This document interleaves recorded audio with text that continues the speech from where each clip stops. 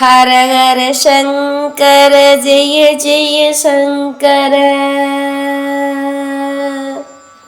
ஓம் ஸ்ரீ மகாபெரியவா சரணம் சரணம். நவராத்திரி பூஜை நெருங்கும் நேரத்தில் சங்கர மடத்திற்கு வந்தார் பக்தர் ஒருவர். சுவாமி, பண கஷ்டத்தில் சிக்கி தவிக்கிறேன். வரும் நவராத்திரியின் போது எந்த ஸ்லோகத்தை நாம் பாராயணம் செய்யலாம் என்று கேட்டார்.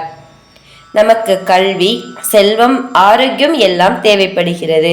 பணம் இருந்தால்தான் கல்வி பெற முடியும். உடல் நலம் பெற மருத்துவ செலவுக்கும் பணம் தேவைப்படுகிறது. பொருள் இல்லாருக்கு உலகம் இல்லை என்கிறாரே திருவள்ளுவர். அதற்காக அதர்ம வழியில் யாரும் பணம் சம்பாதிக்க கூடாது, தர்ம வழிகளில் தான் சம்பாதிக்க வேண்டும் என்றார் மகா பெரியவர். சற்று மௌனம் காத்த சுவாமிகள் மீண்டும் பேசத் தொடங்கினார். பவதி பிச்சாந்தேகி என்று பிச்சைக்காக வாசலில் சங்கரர் நிற்பதைக் கண்ட ஏழை பெண் மனம் உருகி போனாள். கொடுக்க உணவு இல்லாத நிலையில் தயக்கமுடன் வாடிய நெல்லிக்கனி ஒன்றை எடுத்து வந்தாள். சங்கரரின் பிச்சா பாத்திரத்தில் வைத்துவிட்டு கண்ணீர் மல்க நின்றாள். வீட்டில் இருக்கும் ஒரே ஒரு நெல்லிக்கனியையும் தானமளித்த அவளது கருணை சங்கரரின் மனதை அசைத்து விட்டது. அவள் நலம் பெற லக்ஷ்மி தேவி மீது கனகதாரா சோஸ்திரம் பாடினார். முன்வினை பையனால் அவள் ஏழ்மையில் வாடுகிறாள். பாவம் தொலையும் காலம் வரும் வரை இந்நிலை மாறாது என வானில் அசிரிடி ஒலித்தது. இவளுக்கு என்னிடம் ஏற்பட்ட இரக்கம் லக்ஷ்மி தேவியான உனக்கு இவளிடம் ஏற்படக்கூடாதா?